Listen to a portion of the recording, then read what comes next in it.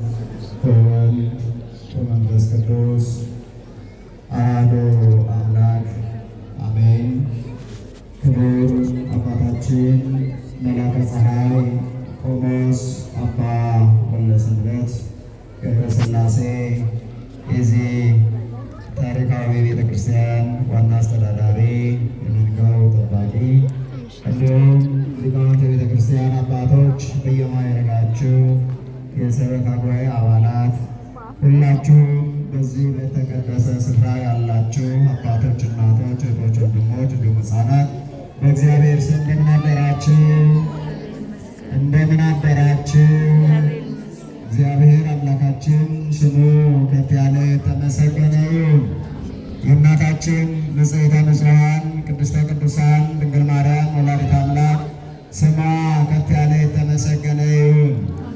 የቅዱሳን የጻድቃን የሰማዕታት ምልጃ ጸሎት፣ የአባታችን የጻድቁ የገብረ መንፈስ ቅዱስ በረከት፣ የታላቁ መልአክ የቅዱስ ፋኑኤል የአባታችን የጻድቁ የዜና ማርቆስ እንዲሁም የእናታችን ድንግል ማርያም አማላጅነት አይለየን። በድጋሜ እንኳን ለዚህ ዕለትና ለዚህ ሰዓት አደረሳችሁ አደረሰን።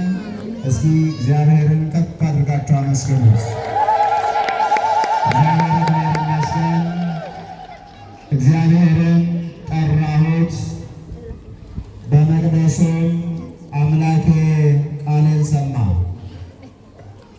ይህንን ኃይለ ቃል መነሻ አድርገን የጠራነው እግዚአብሔር በሩን አንኳኩቶ የከፈተልን እግዚአብሔር በመቅደሱ ድምፃችንን፣ ጩኸታችንን፣ ልመናችን ተቀብሎ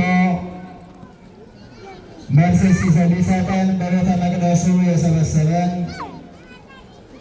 አምላካችን እግዚአብሔር ስሙ ከፍ ያለ የተመሰገነ ይሁን። ባለችን ደቂቃ የምንነጋገርበት አሁን በሰጠኋችሁ እግዚአብሔርን ጠራሁት። እግዚአብሔርን በችግርና በሐዘን ጊዜ፣ በማግኘትና በማጣት ጊዜ፣ በሞትና በሕይወት መካከል፣ በማጣትና በማግኘት መካከል እግዚአብሔርን ጠራሁት። አምላኬም በመቅደሱ ቃልን ሰማ። ይህንን ኃይለ ቃል የተናገረው ሁላችንም በየጊዜው በየሰዓቱ የምናነበው፣ የምንጸልየው፣ የምንዘምረው ይህንን ድርሰት የደረሰ የተናገረ ልበ አምላክ ዳዊት ከተናገረው መዝሙረኛው ዳዊት ከጸለየው ወደ ፈጣሪው ካቀረበው ለጊዜው ለእርሱ ቢሆንም ፍጻሜው ደግሞ ለእኔና ለእናንተ ሊሆን ዘንድ በመዝሙር 17 በቅንፍ 18 ቁጥር 6 ላይ ያለ ኃይለ ቃል ነው። የቃሉ ባለቤት እግዚአብሔር ቢሆንም የሰዎችን ሐዘን፣ የሰዎችን ችግር፣ የሰዎችን ልመና እግዚአብሔር የሚቀበልበት መንገድ አይነቱ ብዙ ነው። ስለዚህም ልበ አምላክ ዳዊት እንደዚህ እንደኔና እንደናንተ ለዚህ ለሱባኤ እንደተሰበሰብነው እግዚአብሔርን ለመጥራት አምላካችንን ለመለመን በመቅደሱ ታቦተ አብ፣ ታቦተ ወልድ፣ ታቦተ መንፈስ ቅዱስ፣ ታቦተ ማርያም፣ ታቦተ ሚካኤል፣ ታቦተ መላእክት፣ ታቦተ ነቢያት በጸሎቱ በልመናው የሚሰማው ይፈልጋል። ስለዚህ በዓለም ላይ ያለውን ስናማትር ምናልባት የሚሰማን ጥቂት ሊሆን ይችላል። ልበ አምላክ ዳዊት ግን ሁሉን አየና ሁሉን ተመለከተ። ሰአሊነ ቅድስት ብለን ድንግል ማርያምን እነሆ መምህራችን መጋቤ ሐዲስ እንደተረጎሙት እንዳሰሙን ከልጅሽና ከወዳጅሽ ከመድኃኔዓለም ቸርነቱን ምሕረቱን አሰጭን።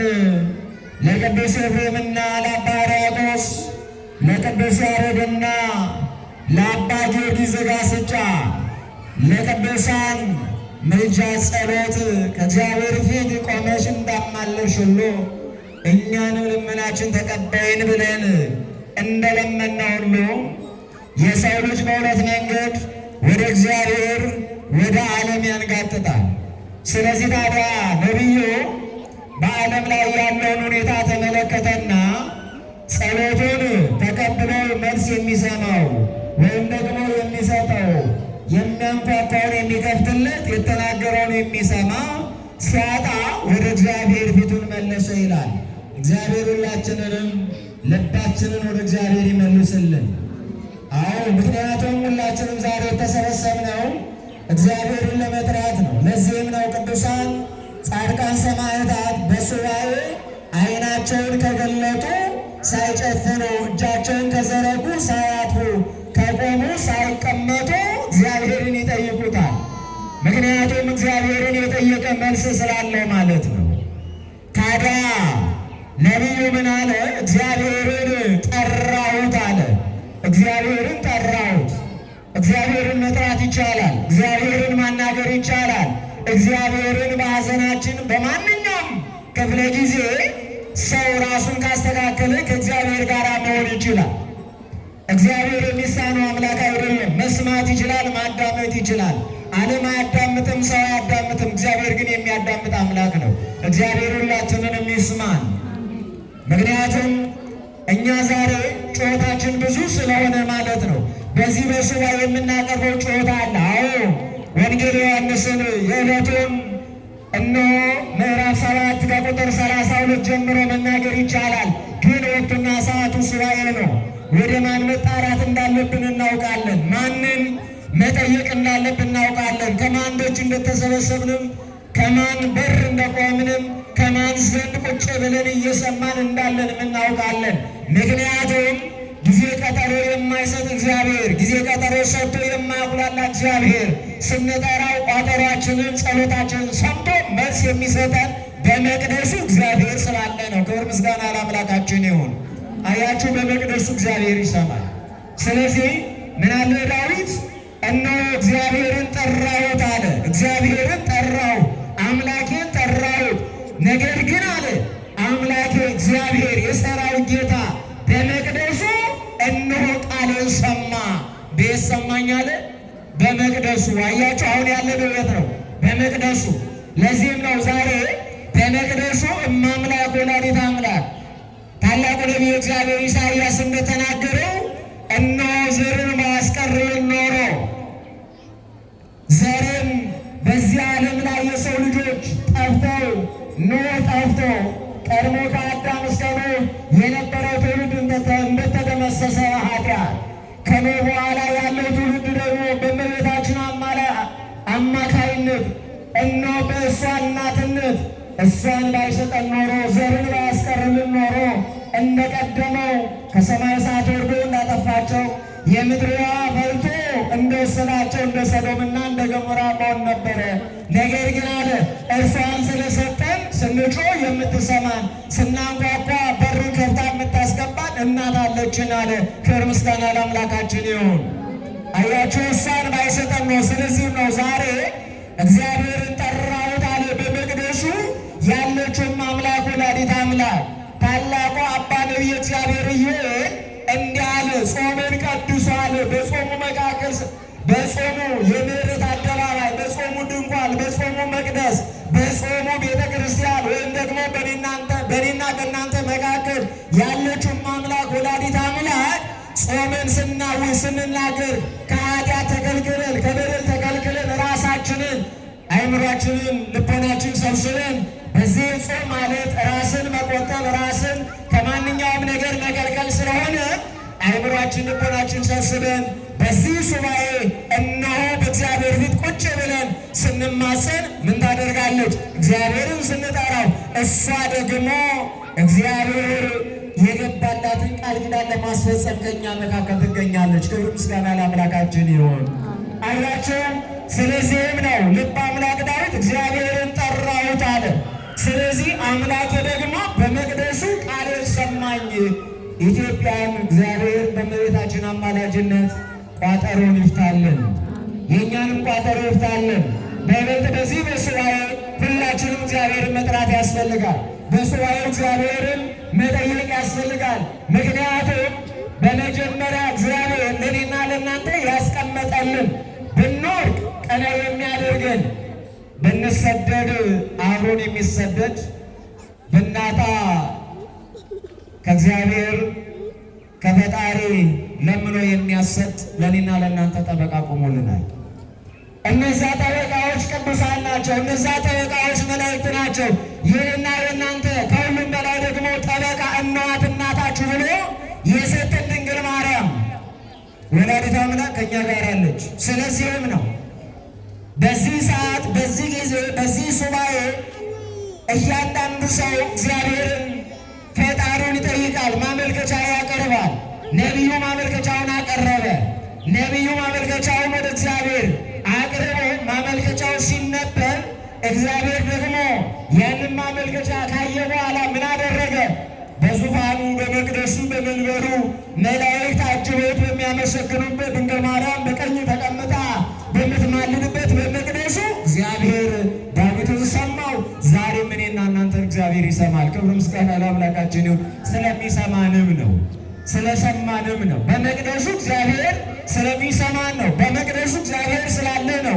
በመቅደሱ እግዚአብሔር ስለሚመሰገን ነው። በመቅደሱ እግዚአብሔር ዛሬ እኔና እናንተን ስለሚያዳምጠን ነው። በሰዓታት እኮ ማንም አይደለም ከኤርምያስ፣ ከኢሳይያስ፣ ከአበይት ነቢያት፣ ከደቂቀ ነቢያት፣ ከሐዋርያት፣ ከጻድቃን፣ ከሰማዕታት፣ ከቅዱሳን ጋር ነይ። ከዚህም በላይ ከልጅሽ ከወዳጅሽ እግዚአብሔር በአንድነቱ በሦስትነቱ ለቅዱሳን እንደተገለጠ ዛሬም ደግሞ ልጅሽን ወዳጅሽን ኢየሱስ ክርስቶስን ይዘሽ ነይ ተገለጭልን እኮ ነው የሚሉት። ነይ ተገለጭልን፣ ከልጅ ጋራ ነይ። እኛ እንጣራለን። ችግራችን ብዙ ነው። በጓዳችን ያለው ነገር ብዙ ነው። በትዳራችን መካከል ብዙ ቋጠሮ አለ። በቤታችን ብዙ ቋጠሮ አለ። በወጣቶች ላይ ብዙ ቋጠሮ አለ። በአዛውንቱ ላይ ብዙ ቋጠሮ አለ። በካህናቱ ላይ ብዙ ቋጠሮ አለ። በአገልጋዩ ላይ ብዙ ቋጠሮ አለ። በዓለም ላይ ብዙ ቋጠሮ አለ። ይህን ቋጠሮ መፍታት የሚችል ማን ነው? እግዚአብሔር ነው። እግዚአብሔር ደግሞ ቋጠሮን ሲፈታ ምን ያደርጋል? እነ ቋጠሮን የሚፈታ ተወካይ የኔና የእናንተን ጉዳይ አስፈጻሚ ወደ እግዚአብሔር የሚያቀርብ ይልካል።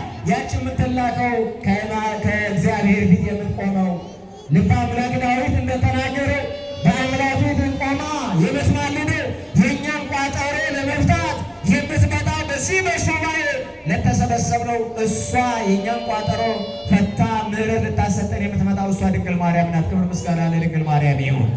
አያችሁ እግዚአብሔር እንዲህ ነው። ቋጠሮ ለመፍታት ምን ያደርጋል? እነ ወደ እኔና ወደ እናንተ ድንግል ማርያምን ይልካል። ስለዚህ ቃል ኪዳን ስለገባላል። ታዲያ እግዚአብሔርን ጠራሁት። በጠራሁት ጊዜ ደግሞ በመከራዬ በተለያየ ጊዜ በደረሰብኝ ነገር ዓለም ሲያገለኝ፣ ልጆቼ ሲያገሉኝ፣ ከቤተ መንግስት ሲያስወጡኝ አለ እግዚአብሔርን ጠራሁት። ግን ደግሞ በመቅደሱ እግዚአብሔር ሰማኝ አለ። አያችሁ እግዚአብሔር በመቅደሱ እንዳለ ማወቅ ይገባል፣ መገንዘብ ይገባል። እግዚአብሔር በመቅደሱ ይሰማል፣ ያዳምጣል። እግዚአብሔር መልስ ይሰጣል። መልስ እንዲሰጠን ደግሞ መጣራት ያስፈልጋልና እግዚአብሔር አምላካችን በመቅደሱ ሆኖ እኛንም እያንዳንዳችን ጸሎታችን ልመናችንን እንዲሰማን እንዲያዳምጠን ሰምቶ ደግሞ ለሀገራችን ሰላም፣ ለሕዝባችን ሰላም፣ ለዓለሙ ሰላም፣ ለትውልዱ ሰላም፣ ለቤተክርስቲያን ሰላም፣ ለሰው ሁሉ ሰላም እንዲያድልልን የነቢያት፣ የሐዋርያት፣ የጻድቃን፣ የሰማዕታትን የእነሱን ጸሎት ሰምቶ ለእኔና ለእናንተ ደግሞ በእነሱ ላይ አድሮ ጸሎታችን ተቀብሎ ለሁላችንም ቋጠሮችን እንዲፈታልን የእርሱ ቅዱስ ፈቃድ ይሆንልን። ይቆየን። ላስተማሩን፣ ለመከሩን፣ ለገሰጹን ለመምህራችን ቃለ ሕይወት ያሰማልን፣ ቃለ ሕይወት ያሰማልን። በተማርነው ትምህርት 30፣ 60፣ 100 ያማረ ፍሬ እንድናፈራ አምላካችን እግዚአብሔር ቅዱስ ፈቃድ ይሆንልን። የእመቤታችን የንጽሕተ ንጹሐን የቅድስተ ቅዱሳን የድንግል ማርያም በረከት በሁላችን ላይ ይደር። ከዚህ በመቀጠል ወደ ዝማሬው ነው የምንሄደው። ዝማሬ ዲያቆን እንሄዳለን ማለት ነው።